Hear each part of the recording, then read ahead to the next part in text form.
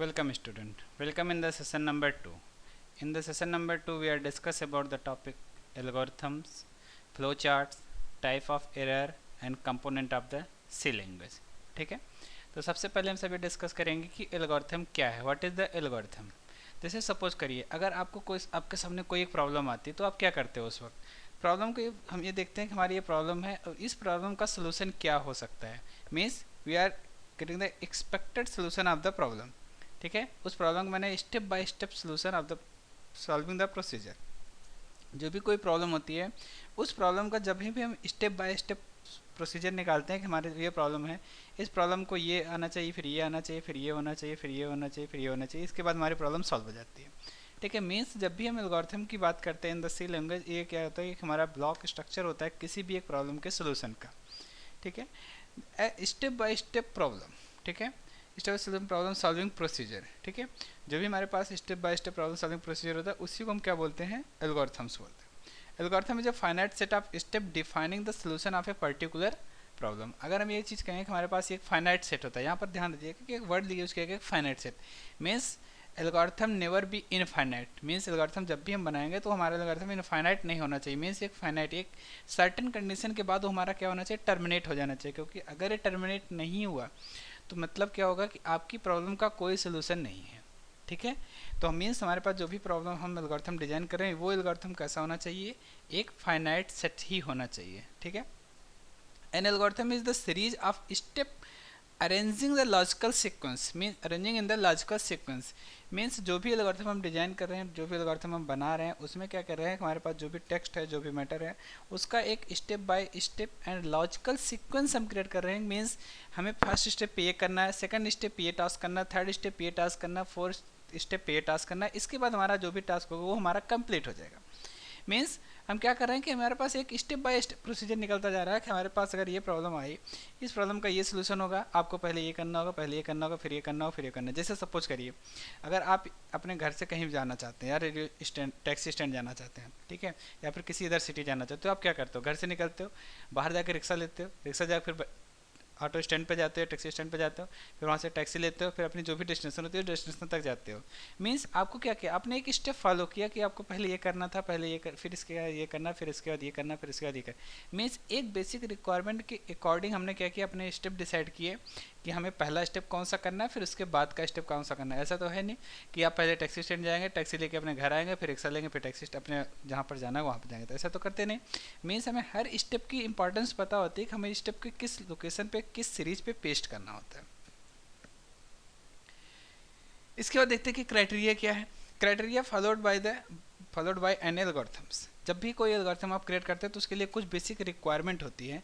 वो basic requirement क्या है, सबसे पहली रिक्वायरमेंट है इनपुट. मीन्स आपका एल्गोरिथम कोई ना कोई इनपुट लेना चाहिए. जो भी आप बनाना चाहोगे कि आपको सामने कोई एल्गोरिथम जो भी वो इनपुट ले. सेकंड क्राइटेरिया यह है कि आपके इन्फॉर्मेशन का कोई ना कोई आउटपुट आना चाहिए. ठीक है, अगर कोई आपके एल्गोरिथम का कोई आउटपुट भी जनरेट नहीं किया, आपने जनरेट नहीं हो रहा, तो आप कैसे, how to identify that this algorithm is correct. मतलब कि आप कैसे आइडेंटिफाई करोगे कि आपका एल्गोरिथम जो मैंने आपने डिजाइन किया ये एल्गोरिथम करेक्ट है.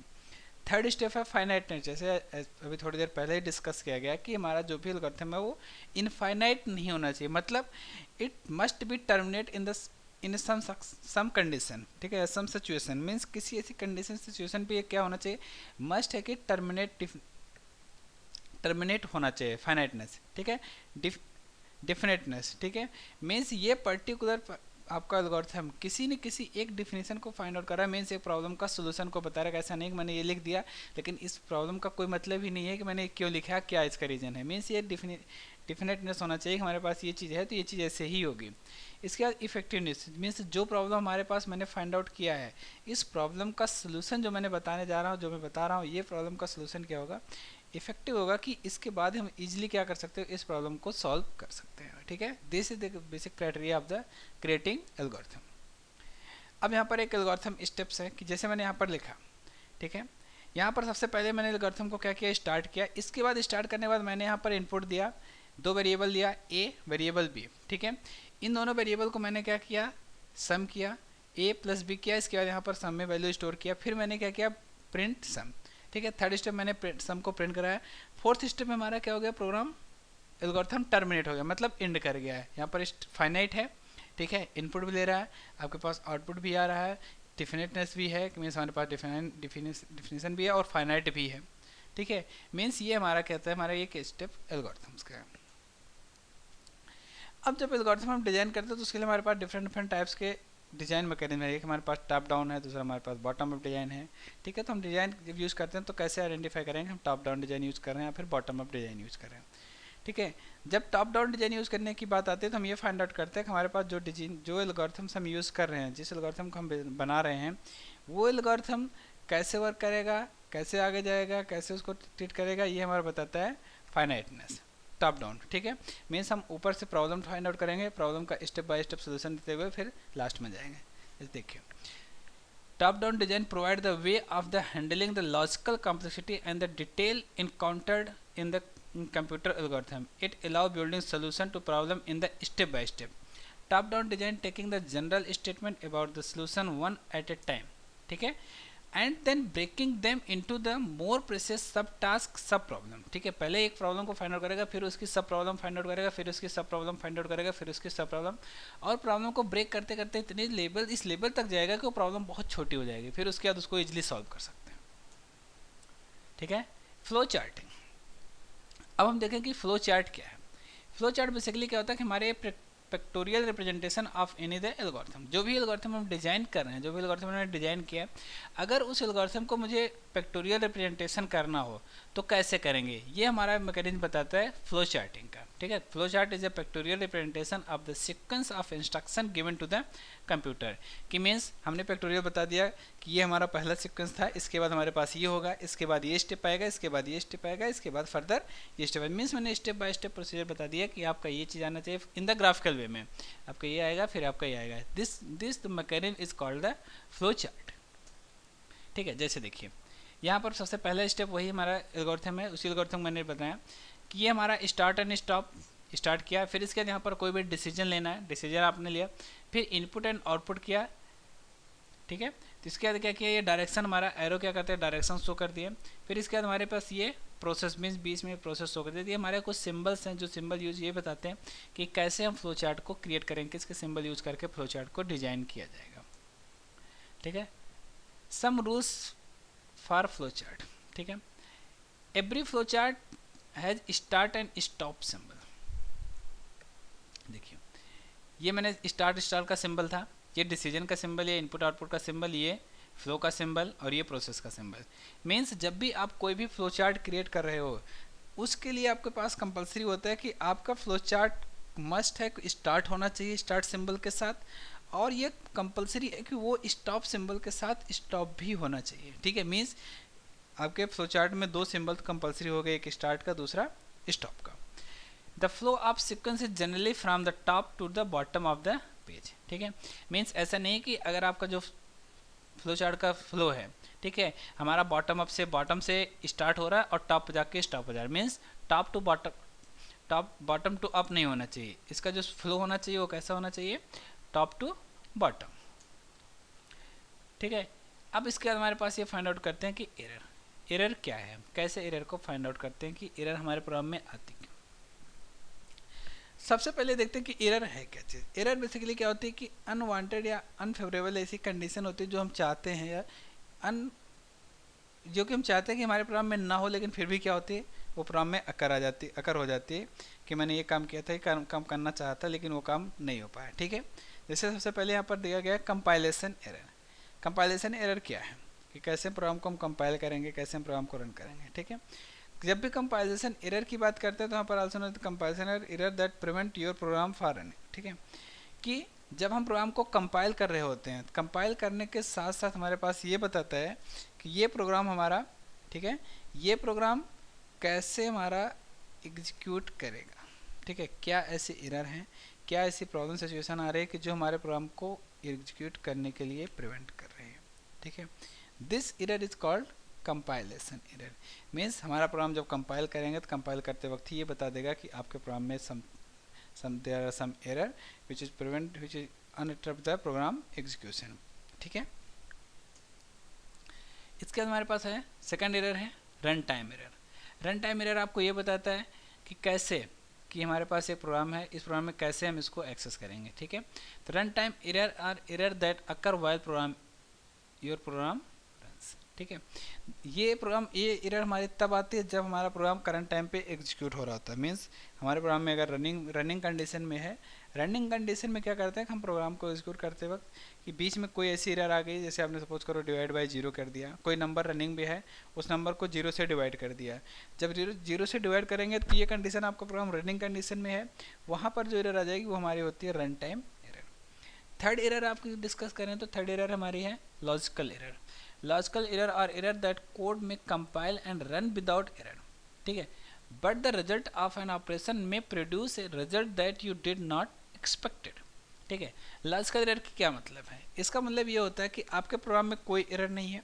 ठीक है, आपका प्रोग्राम सक्सेसफुली कंपाइल भी हुआ, सक्सेसफुली एग्जीक्यूट भी हुआ, लेकिन प्रॉब्लम ये आई कि जो आपका एक्सपेक्टेड आउटपुट था, जो भी आपका एक्सपेक्टेड आउटपुट था कि आप ये चाहते थे कि मेरा एक्सपेक्टेड आउटपुट ये होगा, लेकिन वो एक्सपेक्टेड आउटपुट ना होके एक्सपेक्टेड आपका जो करंट आउटपुट है वो कुछ और है। ठीक है, जैसे सपोज करिए आपने एक प्रोग्राम बनाया कि 2 नंबर को सम करना है। ठीक है, इस 2 नंबर का आपने 2 नंबर को इनपुट किया, 2 नंबर इनपुट करने के बाद आप उसमें प्लस ऑपरेटर लगाने की बजाय आपने क्या कर दिया, मल्टीप्लाई ऑपरेटर लगा दिया, फिर डिवाइड ऑपरेटर लगा दिया। ठीक है, कहीं कोई सिंटैक्टिकल एरर नहीं है, कहीं कोई लॉजिकल एरर नहीं, कहीं कोई सिंटैक्टिकल एरर नहीं है, मीन्स आपने सारे सिंटैक्स सही लगाए हैं। लेकिन जब आप प्रोग्राम को रन करेंगे, रन करने के बाद जब आप 2 नंबर देंगे, 2 नंबर का सम आने के बजाय आपको क्या देगा, वो 2 नंबर का मल्टीप्लाई। क्यों? क्योंकि आपने वहाँ लॉजिक गलत लगाया, क्योंकि लॉजिक आपको चाहिए थी सम की, लेकिन आपने जो लॉजिक लगाई है वो लॉजिक क्या है, मल्टीप्लाई की है। Means this error is called logical error. और सबसे बड़ी प्रॉब्लम ये आती है कि इस एरर को सिस्टम नहीं बताता कि आपने ये गलती की है, क्योंकि सिस्टम केवल 2 एरर बताता है, या तो कंपाइलेशन एरर बताएगा या फिर run time error. Logical error आपको खुद फाइंड आउट करना होता है कि हमारे प्रोग्राम में क्या गलती है जिसकी वजह से हमारा प्रोग्राम गलत आउटपुट दे रहा है। Component of C language. ठीक है, component of the C language की बात करते हैं तो हमारे पास क्या क्या कंपोनेंट हो सकते हैं। सबसे जो पहला कंपोनेंट होता है The C compilation system consists of the processor, preprocessor, compiler, assembler and the link editor। ठीक है, सबसे पहले हम देखते हैं कि C preprocessor क्या है। जब C preprocessor की बात करते हैं तो हमारे पास preprocessor डायरेक्टिव्स होते हैं कि जो सबसे पहले जब भी प्रोग्राम लिखते हैं तो प्रोग्राम का जो फर्स्ट लाइन लिखा जाता है, फर्स्ट नॉन कमेंटेड लाइन लिखी जाती है, वो हमारा preprocessor डायरेक्टिव, जिसको हम हैश से इंक्लूड करते हैं, हैश से डिनोट करते हैं।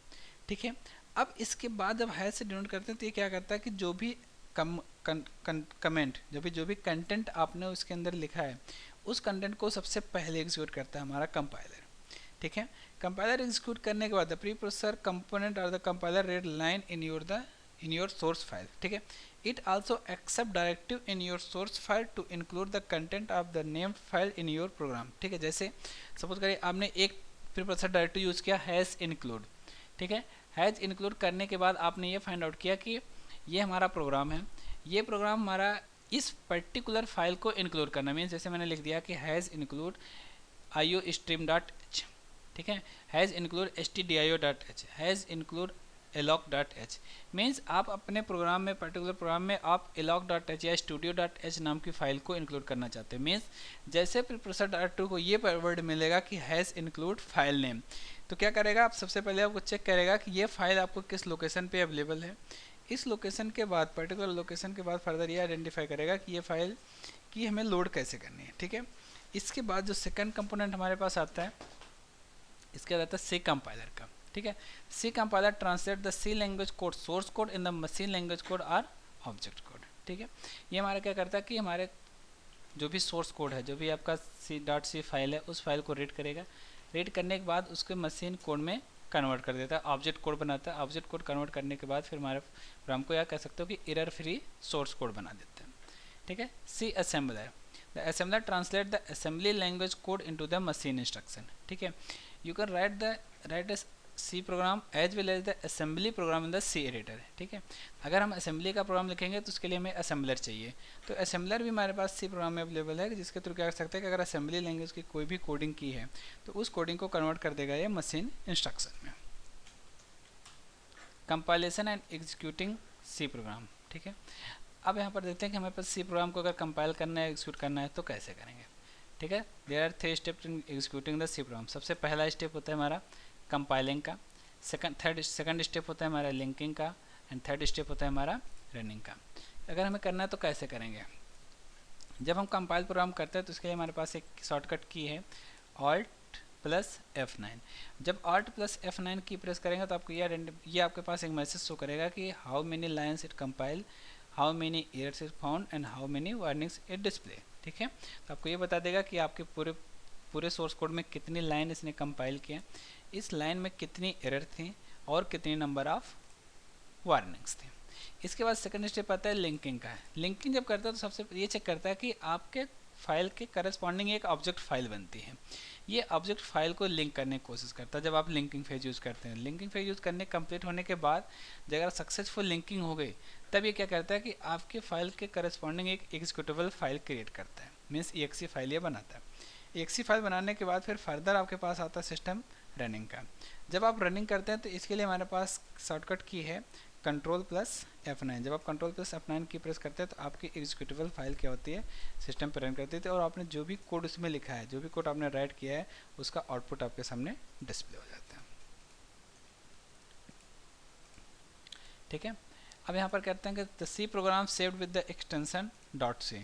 जब भी सी का कोई भी प्रोग्राम बनाएंगे तो उसका एक्सटेंशन क्या होता है, .c होता है। It is known as the source code. इसको हम सोर्स कोड के ट्रीट करते हैं कि जब भी हमारा सी प्रोग्राम होगा वो हमारा सोर्स कोड होगा। The source code has the converted in the object code which is understandable by the machine. ये क्या कहता है, OBJ कोड बनाता है। OBJ कोड हम मशीन के थ्रू यूज़ करते हैं। This process known as the compiling of the program. ये हमारे पास converting from source code to the object code is called the compilation of the program. After compiling the obj file is .obj file is created। ठीक है, जब भी आपने programme को compile किया तो ये जो भी आपका सोर्स नेम है, source name .obj file create हो जाती है। Second step is linking of the program which create and executable file exe after linking the object C. ठीक है, जब ये लिंकिंग करते हैं तो यहाँ पर ऑब्जेक्ट फाइल को लिंक करता है और उसके करस्पॉन्डिंग एक एग्जीक्यूटेबल फाइल ये क्रिएट कर देता है। ठीक है, यहाँ पर एक स्टेप देखिए।